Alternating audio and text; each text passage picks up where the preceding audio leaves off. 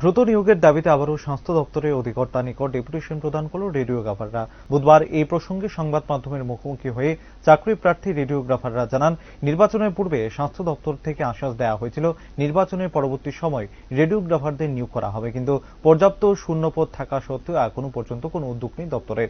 জানা গেছে 2017 সালে সর্বশেষ নিয়োগ হয়েছিল রাজ্যে। অন্যদিকে তাদের আরও অভিযোগ, রাজ্যের বিভিন্ন হাসপাতালগুলোতে অত্যাধুনিক প্রযুক্তির মেশিন বসানো হলেও পর্যাপ্ত পরিমাণে রেডিওগ্রাফার নেই, যার ফলে স্বাস্থ্য পরিষেবা থেকে ব্যাহত হচ্ছে সাধারণ জনগণ। তাই তাদের দাবি, রাজ্যের মুখ্যমন্ত্রী তথা স্বাস্থ্য দপ্তরের ভারপ্রাপ্ত মন্ত্রী যেন রাজ্যের স্বাস্থ্য পরিষেবা উন্নয়নের লক্ষ্যে রাজ্যের রেডিওগ্রাফারদের নিয়োগের দ্রুত ব্যবস্থা গ্রহণ করেন। অনেকদিন আগে, গত ইলেকশনের আগে আমরা ডিএইচএস এর কাছে এসেছিলাম, তো আমরা ডেপুটেশন দিয়েছিলাম। তো স্যার আমাদের আশ্বাস দিয়েছিল আমরা রেডিওগ্রাফার স্বল্পতা রয়েছে বিভিন্ন হসপিটালে, তো ওদেরকে নিয়োগ করা হবে, কিন্তু আজ অব্দি এখনো নিয়োগ করা হয়নি। তো আজকে আমরা আবার ওনার সাথে মিট করার সময় পেয়েছি এবং আমরা এসেছি।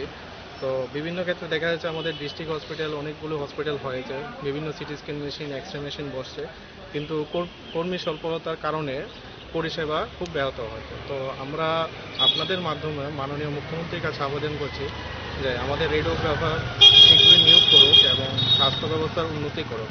তো আজকে আমরা ডিএইচএস এর সময় পেয়েছি, দেখি ওনার সাথে কথা বলে আমরা কি বলতে পারি, উনি কি আশ্বাস দেন। আশা করি আমরা আশারূপ ফল পাবো। তো এই নিয়ে আমরা আজকে ওনার সাথে মিলিত হওয়ার চেষ্টা আপনারা করছি। কতজন আছে? আমরা পুরো ত্রিপুরাতে মোটামুটি 350-400 মতো বেকারত্ব আছে। ভ্যাকেন্সি কতগুলি আছে? ভ্যাকেন্সি আমাদের অ্যাকচুয়ালি 2022-এ 27 তারিখ আমাদের একটা গভর্নমেন্টের নোটিফিকেশন বেরিয়েছিল।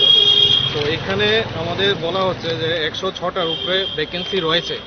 আর এটা ডেট হচ্ছে আপনার 27/4 একটা নোটিফিকেশন গভর্নমেন্ট অফ ত্রিপুরা থেকে এসেছে 27/4-এ। তো 106টা অব্দি ভ্যাকেন্সি আছে, কিন্তু এখন অব্দি নিয়োগ নেই।